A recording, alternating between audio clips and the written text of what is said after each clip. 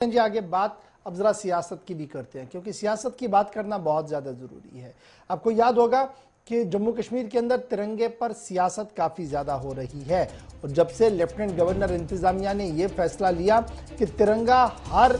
सरकारी बिल्डिंग पर लगना चाहिए और हर जगह पर नुमाया तौर पर होना चाहिए, तो उसके बाद जम्मू कश्मीर के सियासतदानों ने भी इस पर बयानबाजियां शुरू की और ये कहा कि जबरी तौर पर इस तरीके से झंडा लगवाने से कोई मामला हल नहीं होता है। लेकिन सियासी जमातों के दफ्तरों पर जब आप नजर डालेंगे तो पता लगेगा कि झंडा लगाना तो दूर, जिस झंडे के लिए वो एक साथ आए थे, गुपकार अलायंस बनाया था और कहा था कि वो कौमी वकार है, उसका निशान तक किसी जगह पर भी मौजूद नहीं है। दफ्तर आप देख रहे होंगे, ये दफ्तर को अगर आप छोड़ेंगे, पीपल्स डेमोक्रेटिक पार्टी का दफ्तर और नेशनल कॉन्फ्रेंस का दफ्तर, यहां पर वो अर्थवाइल स्टेट का फ्लैग, जब जम्मू कश्मीर एक रियासत हुआ करती थी, अपना झंडा हुआ करता था और नेशनल कॉन्फ्रेंस कह रही थी कि हमें इस झंडे के तकद्दुस को बहाल रखना है, कहीं पर भी नजर नहीं आ रहा है। और उसके बाद पीडीपी को अगर आप देखेंगे तो 4 तिरंगों के बीच पीडीपी के दफ्तर, जम्मू दफ्तर के अंदर पार्टी का फ्लैग है, लेकिन वो अर्थवाइल स्टेट का फ्लैग यहां पर भी कहीं नजर नहीं आ रहा है। तो झंडे की सियासत किस तरीके से है आप इन विजुअल्स के जरिए से देख रहे होंगे, लेकिन इस पर और बात करेंगे, सीधे श्रीनगर चलेंगे जहां से हिलाल हांजुरी हमारे साथ ज्वाइन कर चुके हैं। हिलाल, बहुत शुक्रिया जी ज्वाइन करने के लिए। बात सीधी सीधी और साफ है, 5 अगस्त को पहले सिविल सेक्रेटरीट से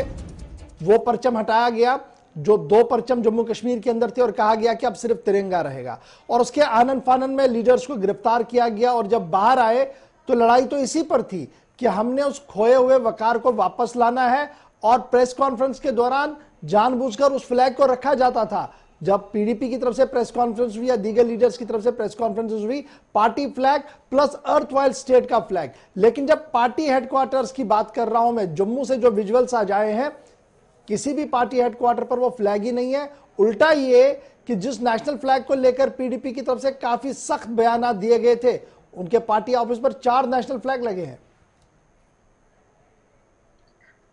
देखिए गौर, इसमें कोई शक नहीं है कि काफी वक्त से हम देख रहे हैं कि झंडे की सियासत न सिर्फ जम्मू कश्मीर बल्कि पूरे मुल्क में हो रही है। और आज जहां मुख्तलिफ सरकारी दफातर पर तिरंगा लहराने का जिक्र आया है और महबूबा मुफ्ती का मानना था कि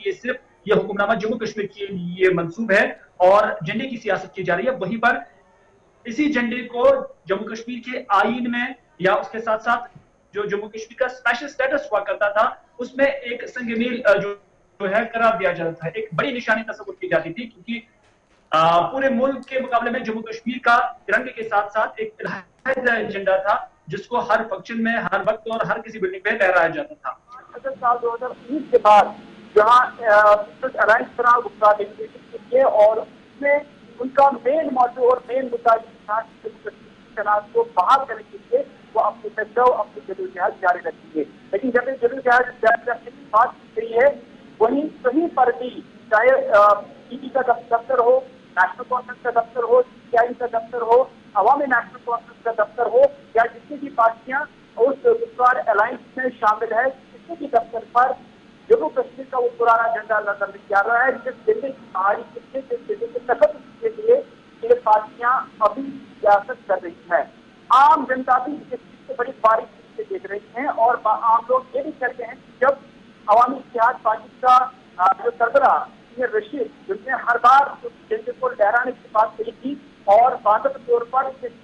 झंडे को लहराने के हवाले से दिन मनाने का जिक्र किया था, तब इन रशीद का यही मानना था कि बाकी सियासी जमातें जो हिंदुस्तान के आइन पर यकीन करती हैं और जो उस झंडे को आइन में दिया हुआ था उस पर रेस्पेक्ट नहीं मिला था, तो इस वजह से लोग भी ये कहते हैं कि ये जमातें कभी भी उस झंडे को जो जम्मू कश्मीर की निशानी हुआ करती थी, कभी भी उसका एहतराम नहीं किया और कभी भी ना ही को दिन मनाया गया और ना ही को झंडा लहराया गया। और वजह यह है कि यहाँ के जज्बात और एहसास को, यहाँ के पॉलिसी को सियासत बनाकर इसे खेला जा रहा है, पोलिटिकल कार्ड खेला जा रहा है, ताकि जो आवाम की जज्बात के साथ साथ जो यहाँ के एहसास है उस पर सियासत की जाए। नतीजा यही है कि आज तक की जिस झंडे की बहाली का जिक्र किया जाता है, वो झंडा ना अपनी सरकारी से कराया जाता है और ना ही उसके हवाले से जो उसके जमात है पार्टी से, वहां पर ये लहराया जा रहा है। और जब पार्टियां जो लीडर्स हैं, जब उसके जब आप लहराए जाते हैं तो फिर आप क्या एक्सपेक्ट करेंगे कि आपका साथ जो है आप बोल देंगे। अच्छा जी, लेकिन बड़ा इंपॉर्टेंट ये भी है ना कि जब हम जम्मू और श्रीनगर के दफ्तरों पर इनके नजर डालते हैं तो काफी फर्क नजर आ रहा है। जम्मू में प्रो नेशनलिस्ट रंग लेकर चलने की कोशिश की जा रही है और कश्मीर आते आते प्रो कश्मीर चलने की बात हो रही है, और अभी भी वो मिजाज जो है वो साफ इनके दफ्तरों के अंदर नजर आ रहा है। जम्मू के अंदर आप देखेंगे तो नेशनल फ्लैग लगाने में कोई प्रॉब्लम किसी को भी नहीं है। कश्मीर आते आते उस कौमी परचम और फिर स्टेट फ्लैग को अगर हम 2 दिन के लिए भूल भी जाए, 2 घंटे के लिए भूल भी जाए, तो वहां पर आते आते वो प्रॉब्लम खड़ी हो जाती है। देखिए, नेशनल फ्लैग के लिए हम हर वक्त देखते थे कि चाहे जम्मू हो कश्मीर हो, एक डिफरेंस हमेशा देखने को मिल रहा था। इससे पहले की जो नेशनल फ्लैग है वो इन पार्टी के दफातर पे कभी भी आपने लहराते हुए नहीं देखते हैं, और जब 5 अगस्त का फैसला आया उसके बाद काफी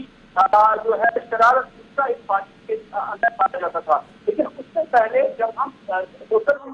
लोकल झंडे की बात करते हैं, जम्मू कश्मीर के स्टेट फ्लैग की बात करते हैं, वो झंडे यहाँ पर फहराए जाते थे। लेकिन नेशनल फ्लैग को लेकर हर वक्त ये मामला ऐसा ही रहा कि जम्मू के अंदर एक सियासत और कश्मीर के अंदर दूसरी सियासत। हालांकि इन बड़ी पार्टियों के, चाहे पीडीपी हो, नेशनल कॉन्फ्रेंस हो, सीपीआईएम हो या दूसरी बड़ी पार्टी हो, हर वक्त उन्होंने